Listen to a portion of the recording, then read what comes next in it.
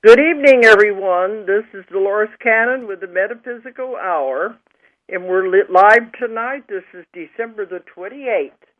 Christmas now is long gone, and we're headed toward the new year. So we are live tonight. And as you notice, the world didn't end on the 21st. We're still here, just trucking along, doing the same things we've always been doing. Of course, we knew it wasn't going to end anyway. That's right. Okay, let me give out the 800, not 800, it's 888, the toll-free number, anybody that wants to call in tonight. Because we don't really have an agenda, we don't have a guest. I'm going to mostly be answering questions that have come in over the emails. But if anybody out there wants to just join in, this would be a good night just to ask anything you want to ask. We're open to any questions anybody wants to put out. The toll-free number is 1-888-627-6008. 888-627-6008. And, we just got home Christmas Eve.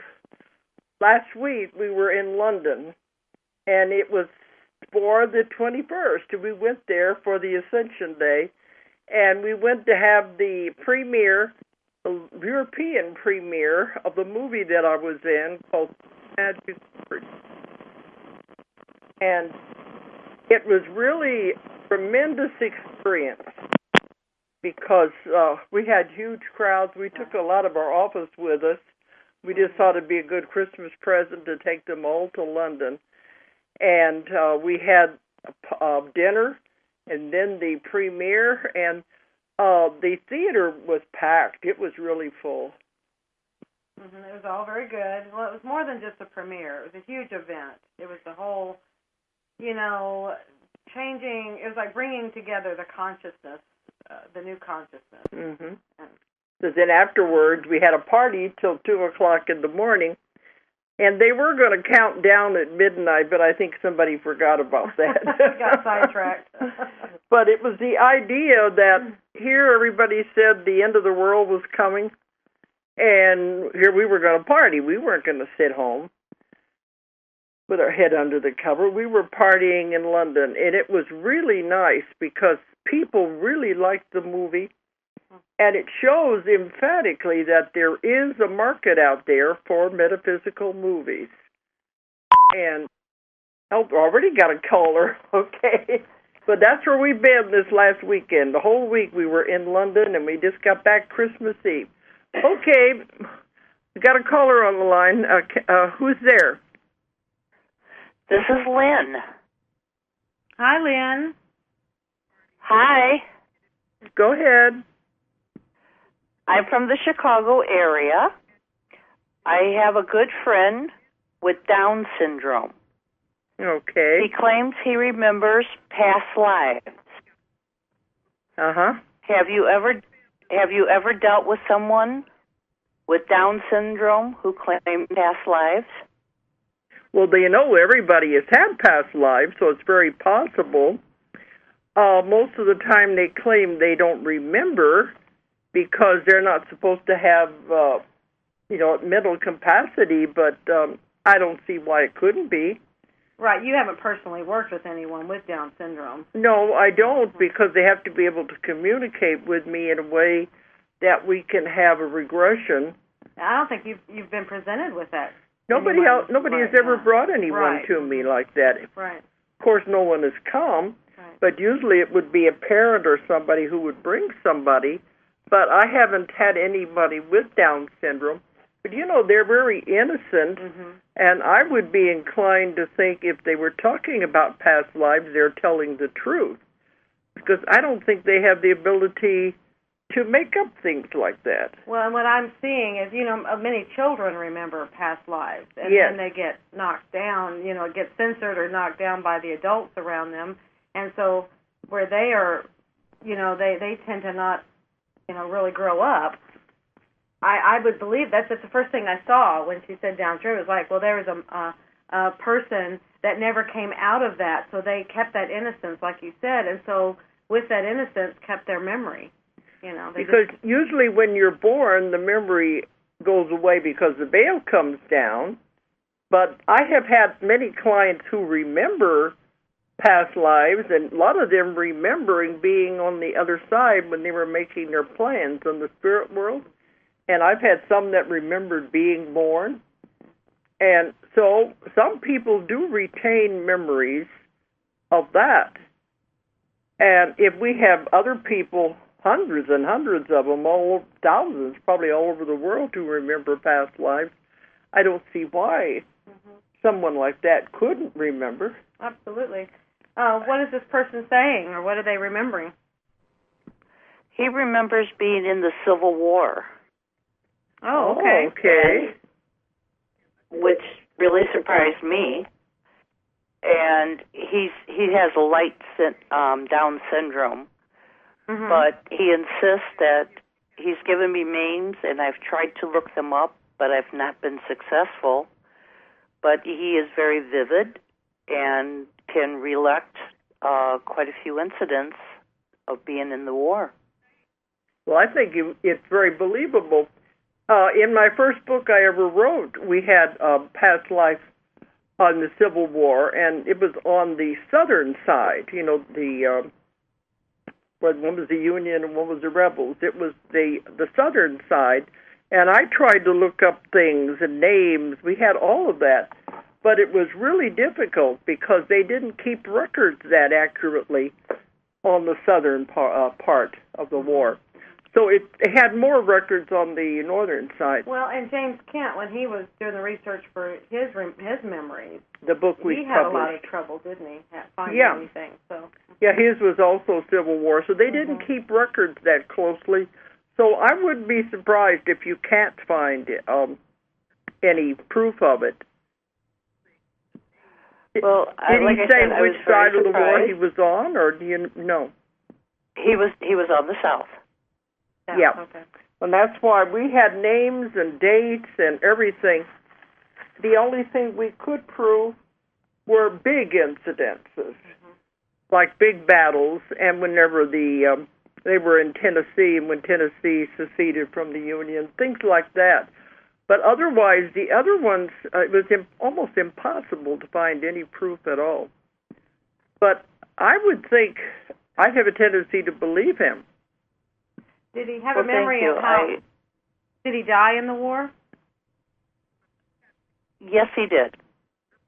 Did he remember how? He said he was shot. He did have a wife. He had 2 children, and that's pretty much. And he said he was with Grant, which doesn't quite parallel with being with the South. No, that would be the North. Right. But then you also... Do you remember, did he say what part of his body he was shot in? No, but he kind of thinks he was a spy. Ah. I was wondering if he was shot in the head. That would too, yeah. That would go along with come back with Down syndrome, because they tend to carry over residues of the way they die in a past life. And it can cause physical problems in this lifetime. I've had many cases of that, it causing a lot of physical problems, carryovers, residues from the way they died in the other life. That would make a lot of sense then. Yeah. Well, Dolores, thank you so much for your time. Okay, but I think you should believe him anyway. Yeah, it's very interesting. It'd be interesting to see what else he remembers. You might encourage him to see what else he remembers there. So, and I've been. Go ahead. I've thought of it for a long time to ask if you have ever had a client with Down syndrome that was so adamant, or if you even had a patient or a client that had Down syndrome. No, I've never had anyone come to me with that yet. But because they are so innocent, they have a tendency not to invent things, not to make up things. So I would believe he's telling his true memories as far as he as anybody remembers. You know, a lot of our memories are not accurate even in this lifetime. But it sounds like they're as accurate as to him anyway. Yeah, I mean, the accuracy may be off, but I would believe that there's actually something there. Yeah. I think to me it'd be more believable. Be more believable. I just thought I would ask that of you, and something new and different to pro subject with, and I do thank you both. Okay. Happy New Year. Happy New Year. Happy New Earth. Thank you. That's thank for you very sure. much. He loves us all. Yeah. Okay. But back to the premiere we had, that was one thing we were doing at the end of the premiere. We were wishing everybody Happy New Earth. Right. It's not Happy New Year. We are really moved into something totally different. Well, and what's coming through right now, and I just got confirmation just before coming here of what I've been saying for over a year now, is it's already done. It's already been done. You'll believe it. You'll see it when you believe it. Yeah. And so I think by going ahead and saying that, just saying it to be Happy New Earth, it helps reinforce it's done. Get over looking for something, whatever you're expecting to happen. Go ahead and just do it. Just know that it's done, and you will start seeing the manifestation of it. So because the evidence of it. Yeah, because we said before in our lectures, it's very subtle. Mm-hmm. That it's not that it's going to be something real sudden. No. It's very subtle, so it's been happening. And if you're looking for something dramatic to prove it to you, it's not going to be that way. No, but if you would just stop. Oh, boy, this is them talking, okay? If you would just stop. And they're doing this really slow. Okay. If you would just stop and look. Look around you. Look at how things are. Really look. You will see that things are different. You will see that things have shifted. You will see, it's like, and you have to look back and then look, and you have to, that's how you can tell. Mm. You look back 5 years, 10 years, you can go, oh, things are different. And they are. Yeah. They're very majorly different. And that's what you have to do. But they were just like, you have to slow your world down enough to pay attention. Yeah. To see it. But, even when we were in China, in our class, we asked, did anybody feel that things were different? And there were many there that did. Every lecture we do, we say that, and they do. Yeah, is there anybody that feels it? And they say there is, and it is subtle. It's not something dramatic. So it's happening all over the world. It's just don't look for something big and dramatic. It's already here. Well, if you will do that backwards thing, go back, then you will see something big. Mm-hmm. It's just that we've gone through it day by day, and so you're just in the middle of it and going, well, nothing's different. Well, it is different if you go backwards and look and compare it. Mm-hmm. Then you'll see it. And then it's like, okay, we're here. So now what are you going to do? You're in the new earth. Mm-hmm. You're here. Okay, what? Well, we were in England, so I didn't get to hear the what happened after December 21 when the world didn't end. I was wondering what the people's explanation for it was. Because we had people who were so sure of it. I gave a lecture at a conference this last year during 2012, and one of the other speakers, I was talking to him, and I was talking about all the plans and lectures and things we're going to be doing in 2013. He says, oh, then you think there really is going to be a 2013? So some of them are taking it very seriously. And we're already advertising our two conferences that we're going to be putting on in 2013, one in April and one in July. And we were getting emails from people saying, don't you realize, you stupid people, there isn't going to be any 2013. What are you planning conferences for if it's not going to happen? We're all going to be gone. But do you see how if we would have just stopped, then that would have created the end? It's just whatever you do creates it. Whatever you believe, that's what you create. So that person actually did end their world because they didn't believe, they're not planning anything, so you are ending your world. Mm-hmm. See how that, well, yeah. Maybe the world didn't blow up or anything, but they ended their living process because they didn't make any more plans. They aren't looking forward. A lot of them sold everything, and right. they do that every... They ended their life. They do that every time. They think they better get rid of everything. Well, on that day, Julia and the other people we took with us got up at 3 o'clock in the morning to go to Stonehenge so they could be there when the sun rose, and that is the winter solstice. It's a big thing in Stonehenge, in addition to being supposedly the end of the Mayan calendar.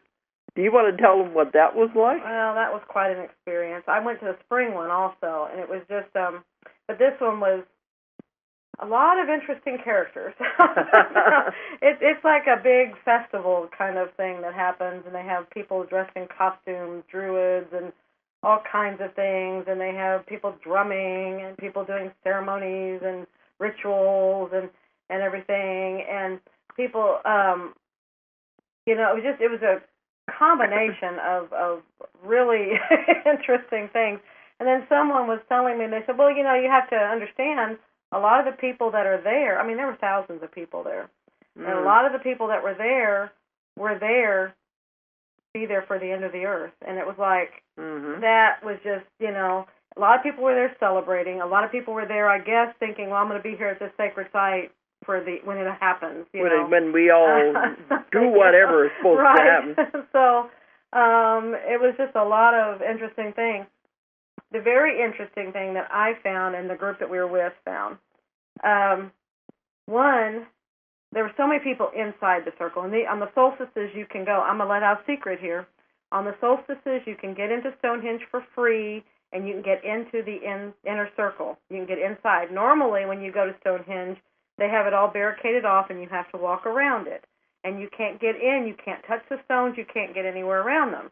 You can only get in with a private tour group that has to be arranged months ahead. Like we did last year. Right, because it's so, long waiting list for that. But this, you can, on the solstices, all the equinoxes, you can come in, you can do the sunrise. You can be there for sunrise. It's like a couple hours that you can be there. And you can get inside the circle, you can touch the stones, you can, do whatever you want there at that time. And so here they are. The inside, you couldn't even get in there. There were so many people. And that was the thing, they were actually repelling. And this is what I felt when I went there for the March one, because I had just been there on our private one just before that. It wasn't too long before that. Last year, we just about a dozen people. Right, and it was so beautiful. And we what did it say?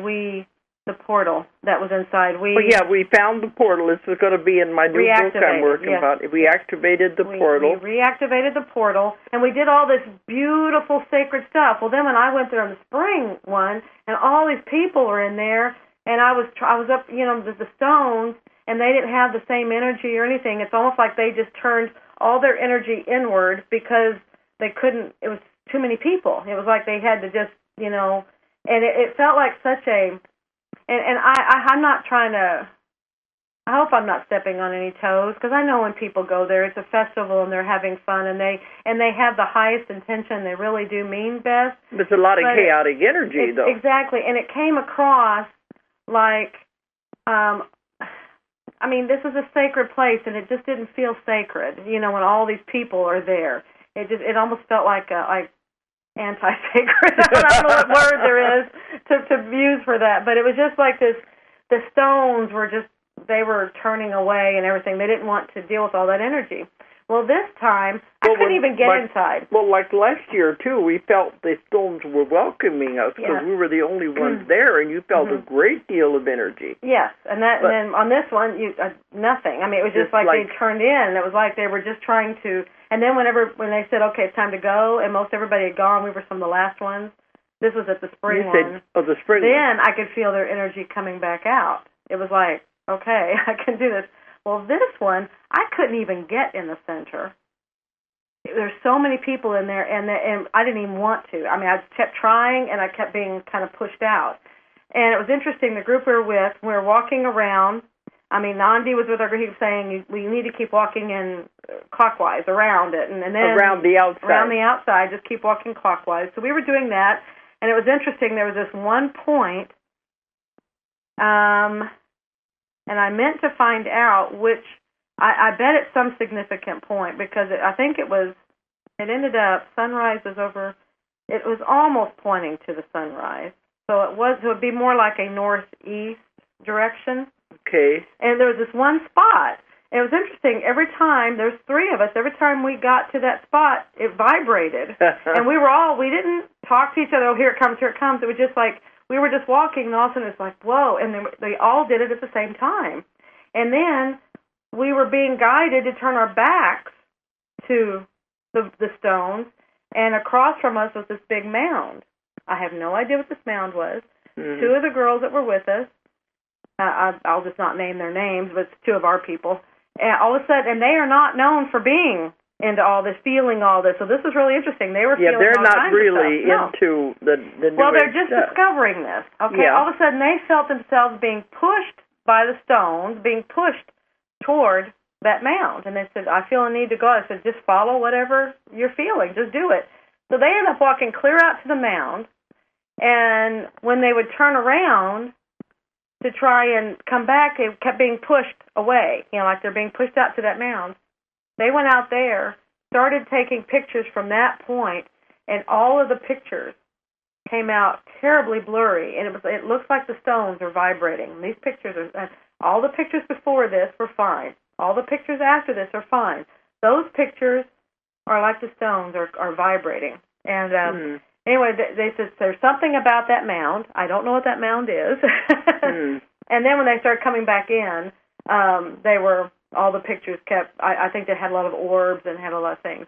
There were just some very interesting things. They were feeling a lot of heat coming off of the stones when they turned their backs to them. So that side of the stone was fine. The inside, we kept trying to get in there and kept being pushed out. So you can imagine if it is a sacred place like Sedona, that the stones were probably, all the people were giving them a headache, to put it mildly. Right, yeah. It's like like I said, the spring one. I mean, I couldn't even. I didn't feel, because I didn't get inside, so I didn't feel that part of it. It was the outside, and that part seemed to be fine. It was like, but maybe that was the part that was open.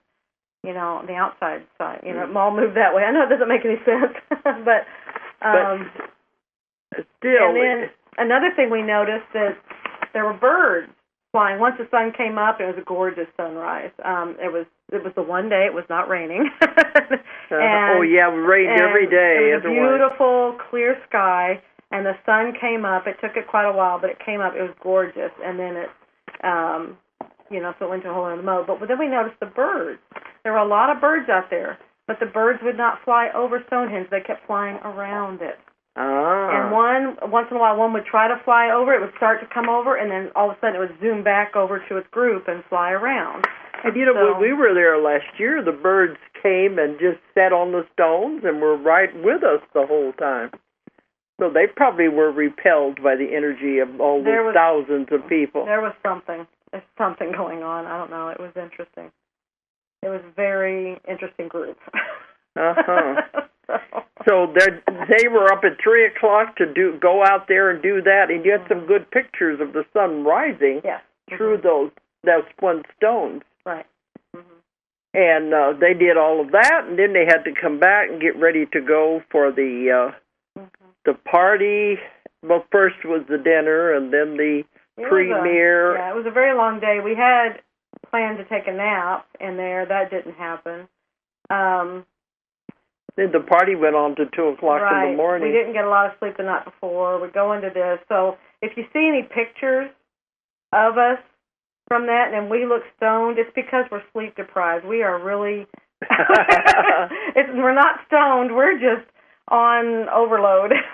Well, didn't they say they were putting some pictures on YouTube? They have some on Facebook, on the Facebook page, and they have in different places. They're popping up in different places now.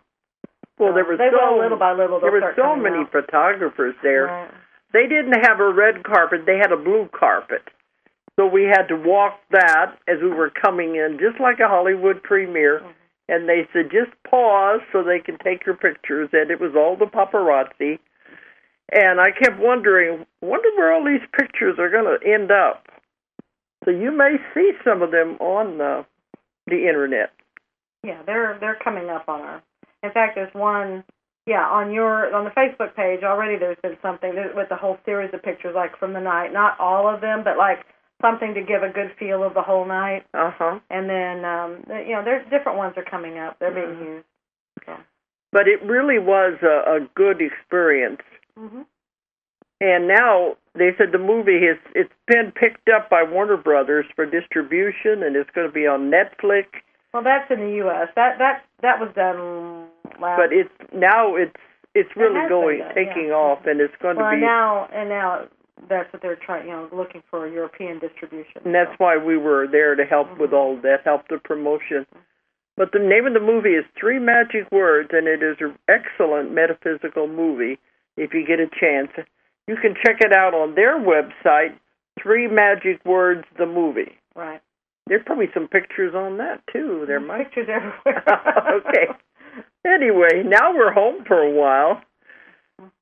That seems strange. We've been traveling since summer and hardly home at all, but you know that because the ones that are listening, you've been having all these reruns of our old shows because we haven't been here.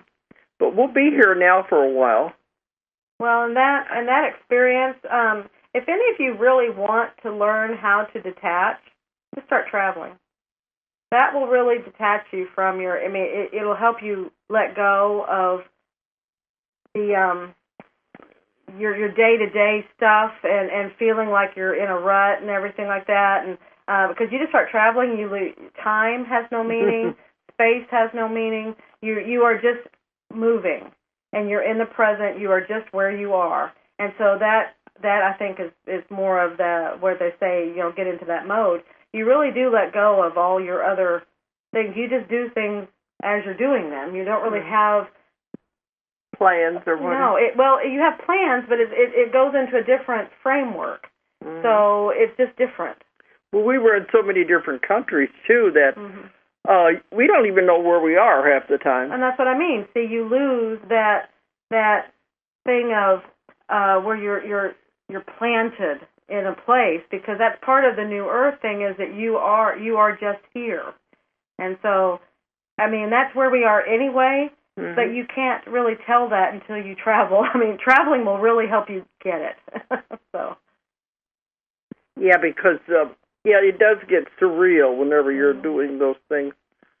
But it is a wonderful experience because we meet so many interesting people and so many different cultures, and people are wonderful everywhere we go. Really good people.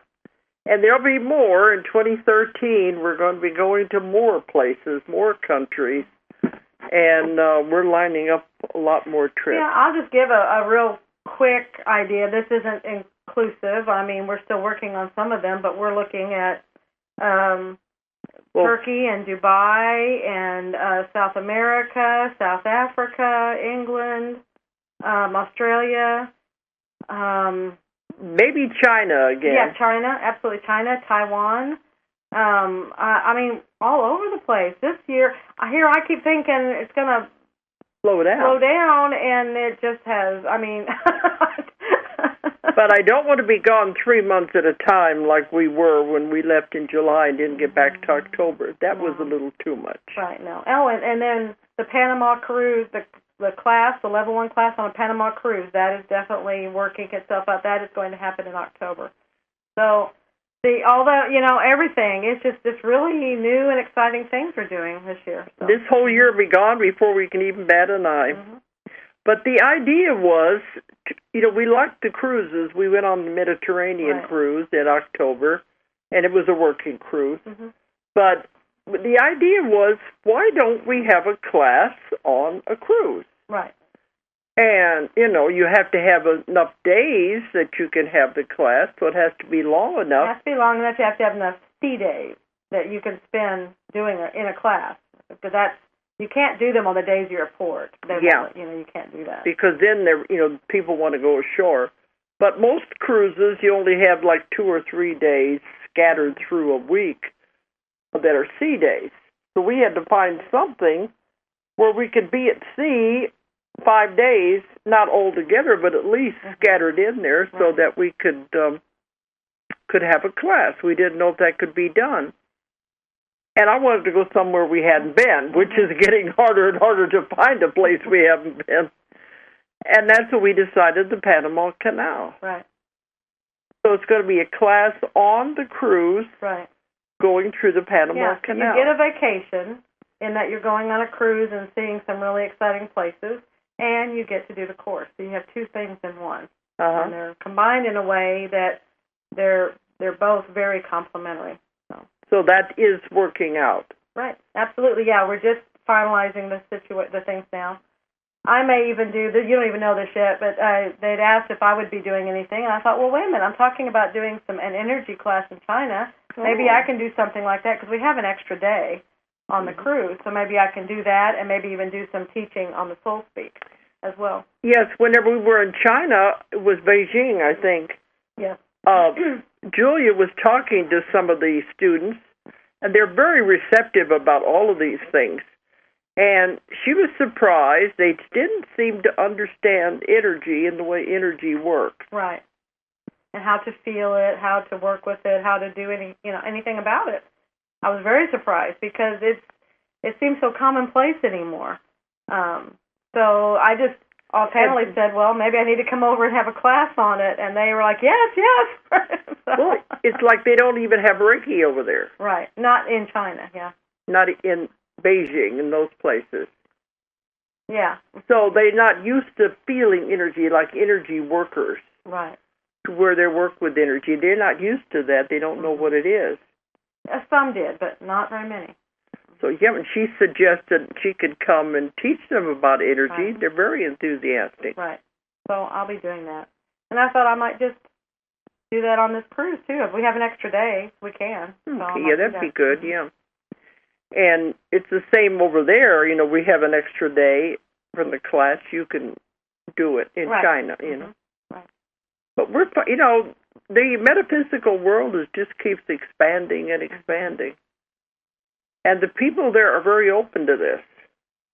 I think a lot of it has to do with the Buddha religion and the Shinto, because they're very much into reincarnation and into psychic things, that it's just a natural next step.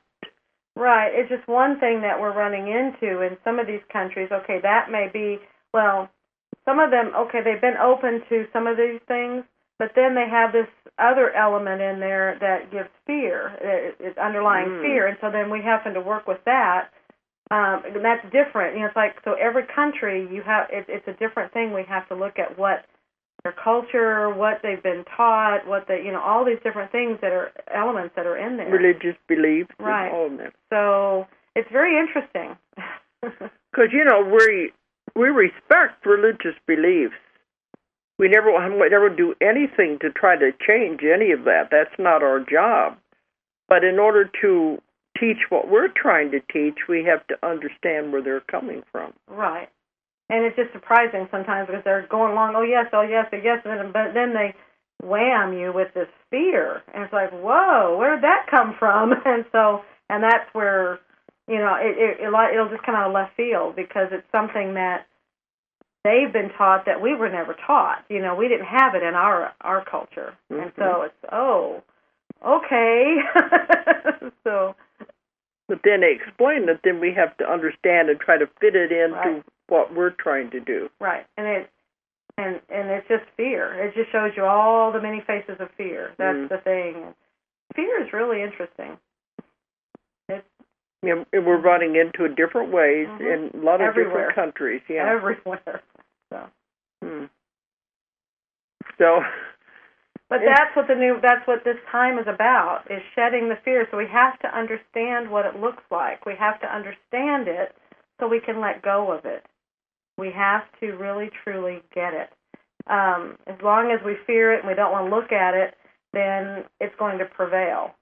It'll just get bigger and bigger because it's this big, ugly monster that we don't want to deal with. Well, that's just it. It's not a big, ugly monster. It just looks that way because we've, when anytime you hide from something, and it just gets bigger and bigger. But if you'll just look at it, you'll actually find out it's only about 3 feet tall. So, and it's actually sad. It's not scary. The eyes are sad when you actually look in the eyes. And then you ask, what is it you're trying to teach me? You've set the situation up to teach yourself something. So you're thinking of looking at it as an entity. Yes, it becomes an entity, because it is. You've created it into an entity, You've made this thing, And so if you'll just look at it, because it's there, you created it to teach yourself something. It's like everything in our work. What are you trying to teach us? Absolutely. And fear is another one. What are you trying to have me learn from you? But some people we've met are absolutely paralyzed by fear. Right, and that's why, and they're scared to death to look at it, but that you just look at it, and like I said, the first time it was like I was expecting this huge, big, ugly monster, because that's how big this is. Like, this is a horrible thing, whatever it was, this fear, this whatever I was afraid of. And when I actually looked at it, it actually was little, like 3 feet tall. It's 3 feet tall, almost like the It on Cousin It on the Addams Family. It's like just Addams Family, and it's like I could barely see any eyes, but I was like, oh, they're going to be menacing and everything. And when I actually could see them, they were just sad. And so it's like it was just something. It's just trying to show you a part of yourself, And I think that we're afraid of that part. That's the emotions, and that's all that part that feels uncontrollable. And so we make it this big thing that we don't have to look at, because if we look at it, we may have to deal with it. But it's really not as big a thing as we think. Maybe that's why we make it so big, so we won't look at it. That's exactly why. But when you start peeling the layers off like an onion, you find out there isn't anything there to be afraid of anyway. No, and once you look at it and you start talking to it and you start asking it what it wants to teach you, what are you trying to show me, what do you want me to know, it disappears. It completely dissipates. And then behind it will be your answers, what it is you're wanting to learn from the whole situation. Because at that point, now you can look at it objectively. The emotions of the fear are gone. And then you can do something. Yeah, the idea is you control it; it doesn't control you. Right. But we learn a great deal from all the people we interact with all over the world. Oh, absolutely. And we've never had anything negative. The people are just wonderful, and we're learning more all the time. But in March is when I go to Istanbul.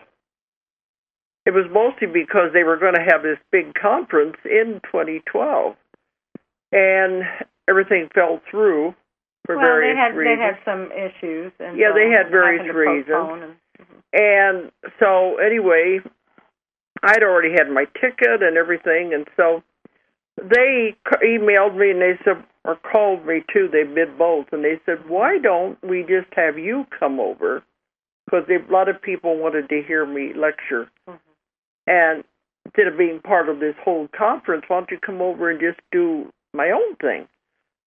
So, okay, I'm going to Istanbul. It'll be in March, and I'm going to do 2 days. 1 day. Now he's saying 1 day. Oh, so we'll see. I know. It'll be one long day if it's 1 day. Well, I thought it was going to be 2 long days, but we're still talking to these people. It's still being finalized, exactly. Okay, we're still working it out, but I was thinking 2 days, I'd have to talk about everything in my 17 books. Right. And I'm not going to run out of material, that's for sure.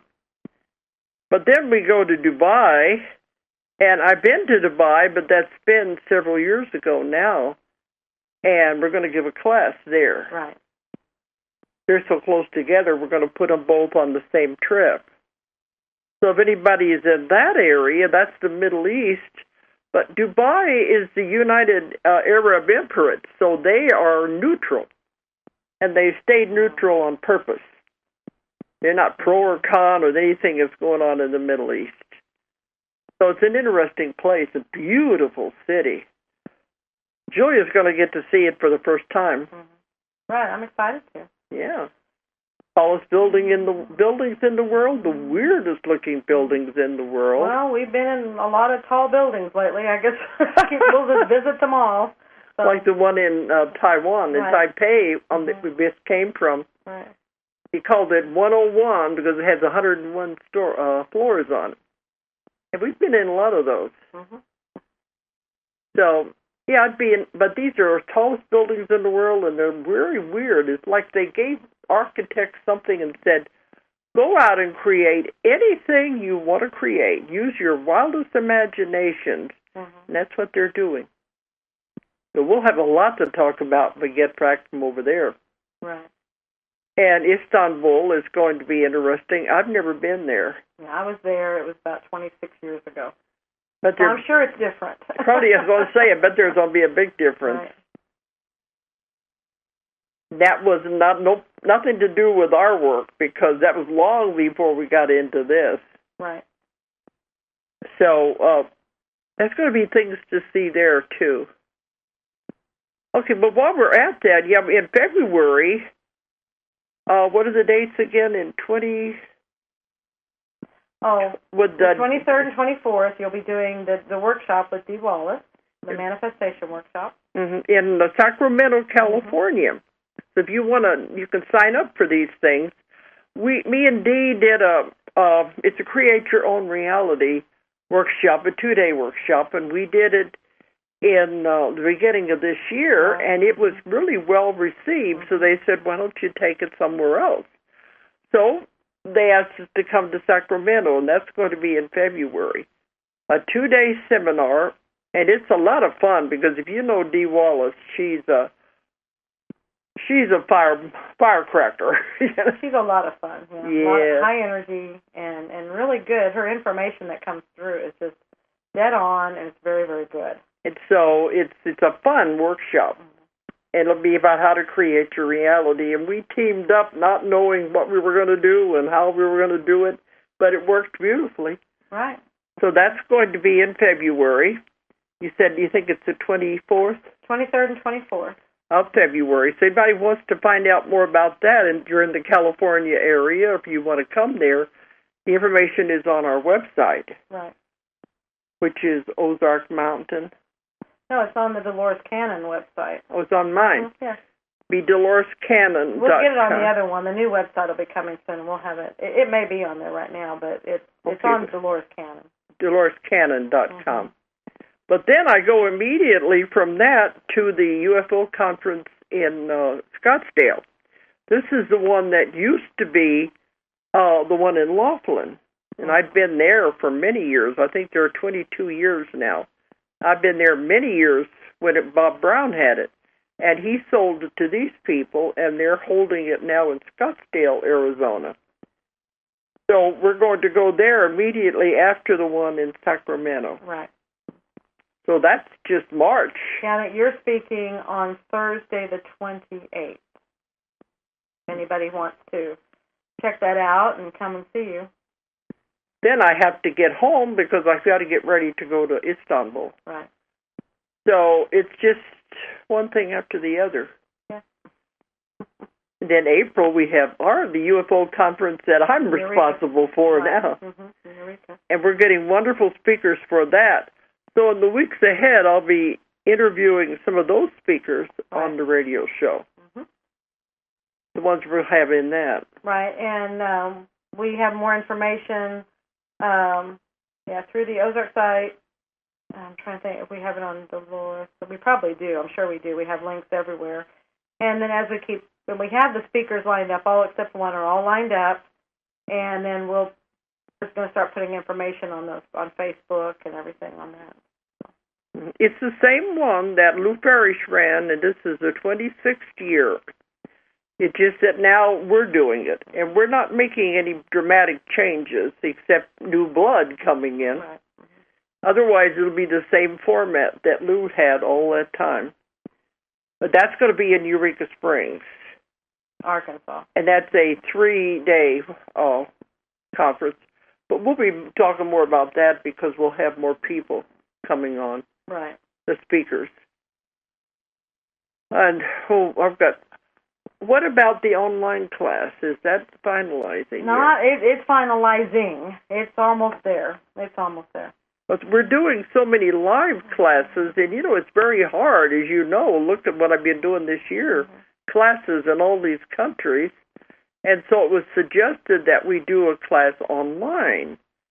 And that is coming together. It's coming. It's 6 months overdue. We were promised it would be live in June, and it's just, anybody that knows computer programming knows it takes longer than what you think it will to get something going, and something of this magnitude, too, also.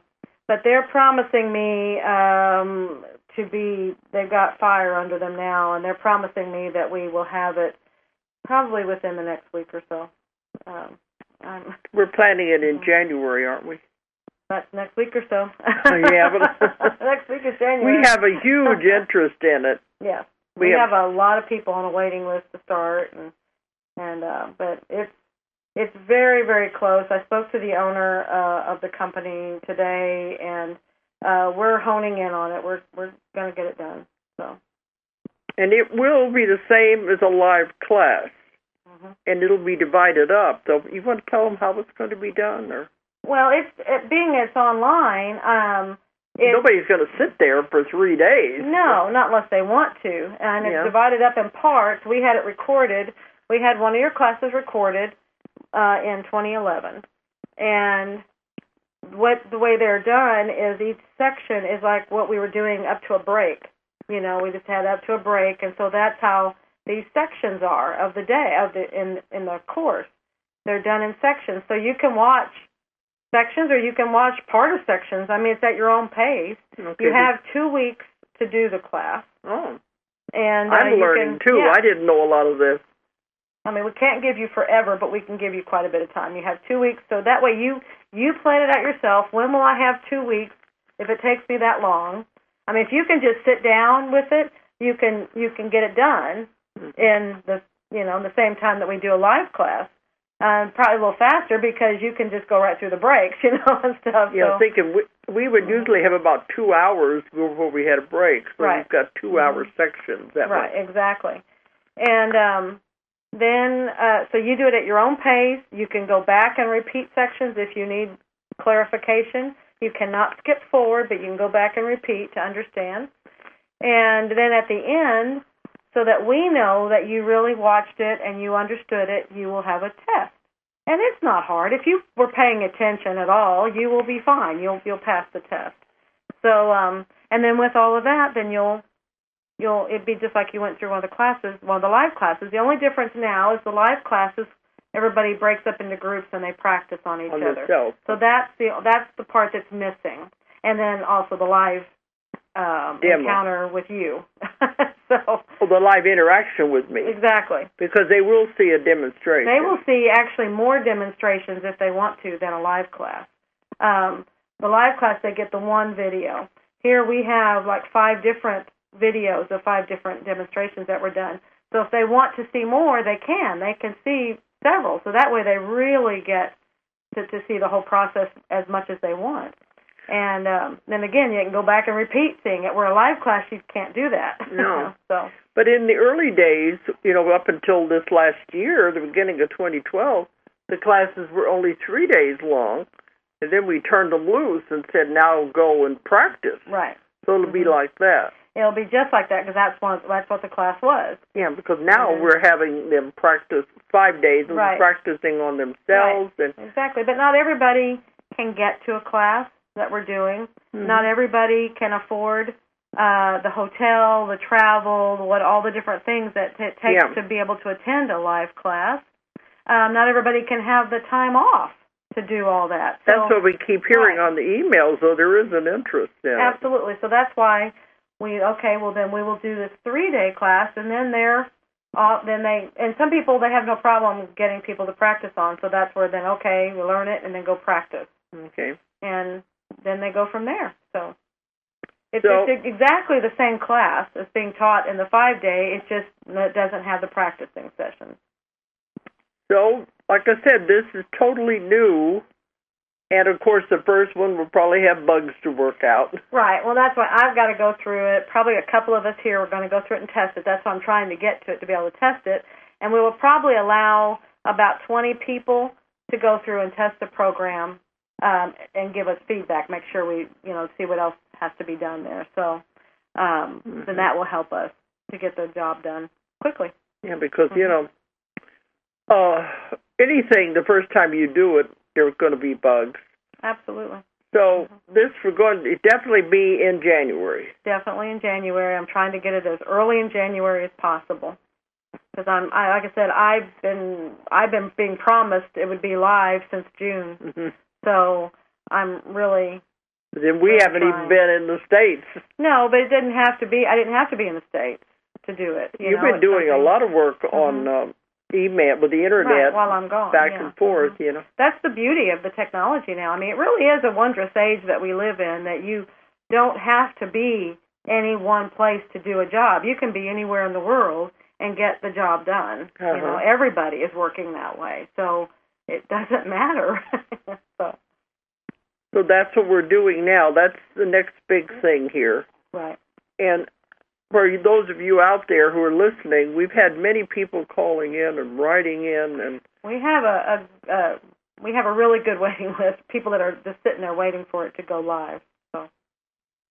So be patient too when it does. That if there are bugs and glitches, let us know, because that's what this like I said, the ones that we let come do the testing, that will be part of the requirements to be a tester. Is you have to let us know. Yeah, if there's something not working right. Right. Mm-hmm. But otherwise, how are we going to know if you've even done the test or done the class? So we made up a test that you'll have to do at the end. Right, because when you're done, I mean, you will go on the site as having completed the class, and we can't just let people just purchase the course and not take it and then put them on there. So we have to have something that shows that you actually were listening, you were paying attention, you did get the information. Yeah. We can't prove it any more than we can prove somebody sitting in the live one, but it's the best that we could come up with, as a test. Mm-hmm. So. But then the end of January, we're having level 2. Right. Here in Arkansas. In Arkansas. That's the advanced class, but you have to take the level 1 first. You have to take the level 1, and you have to have done at least 10 practice sessions before you can come to a level 2. So if you can get this in and do 10 sessions before that time, then you can sign up for that class. It's going to fill up very quickly. These level 2s are filling up very fast. So. But we've had people try to take the level 2 first, or take them both together. Well, or they don't understand why we structure the classes the way we do it, so that people will not try to take level 2 immediately after level 1. You absolutely have to practice this technique. You can't just, it's not one of those things of, I need to get all the information possible before I go do it. It just isn't that way. You have to go practice this. We give you all the tools you need in level 1, then you go practice. And then you come back for level 2. You keep saying, it's my bag of tricks, and I'm saying, well, that makes people think, I need that to be able to go do anything. No, you absolutely do not. But you really won't get as much out of it or understand it as well as if you haven't had any practice. You have to practice. You do. I tell people they may not need level 2. I just to get them off of that thought process of I have to have all of the information. Mm-hmm. You may figure it out on your own how to do the steps and the things. It's just a matter of thinking outside the box and allowing yourself to maneuver, and that's all that takes. A lot of level 2 is the interaction with the people, too, talking about problems they've been having with the technique, or talking about their cases and things. They're discovering remarkable things. Right. But other ones are having problems that can be worked out very easily in level 2. Right. But for me, what people have said about all these classes, the biggest thing they get out of it is the camaraderie. It's the coming together and sharing of experiences and sharing. And they're all making the same mistakes too. Right. This way they can hear I'm not the only one. If they're all doing it the same way, then they can get a lot out of it. But anyway, it's we got a lot going on. Right. Right now we're home for a few weeks, and so we can try to relax. I've got a book to finish and get out. That's right. Julia's book, Soul Speak, about the symptoms of the body and what the illnesses and what they mean. That's got to go to the printers. Yeah, it's got to go within the next week. So I will be here writing all weekend. All week we were in England, in London. She didn't get a chance. There was no way. There was just too much going on with the premiere. You can't do anything. You can't. There's no way. I brought it with me, but there was just no way. With the premiere and everything. So she didn't get to work on it, but now she's got a deadline breathing down her. It's not a deadline. It's a goal. It's what I will do. It's my intent. I'm trying to give you a different word, but it's not a deadline. Remember what they told you about deadline? Yeah, they said it's a deadline. Exactly. And that will not be that for me. Okay, but anyway, we never have time to sit home and twiddle our thumbs. Okay, but we're really glad to be back for a while, and we have a lot to do while we're back. But main thing is Happy New Year and Happy New Earth. Yeah. Because we have arrived. We are here. We have been here. But it's obvious now. Right. Okay, we're going to have to go now. So I want to thank everyone for listening tonight. And if you have any questions, check our website. To check on mine, you'll get most of your answers there with DoloresCannon.com. And if you want to email, they can email through that, can't they? Yes, they can. Okay. There's all the contact information. All right. So, Happy New Year, everyone. Happy New Earth. Make it great. If you enjoyed the show, check out more of our other videos and be sure to subscribe and click the like button. Thank you for listening to the Metaphysical Hour with Dolores Cannon.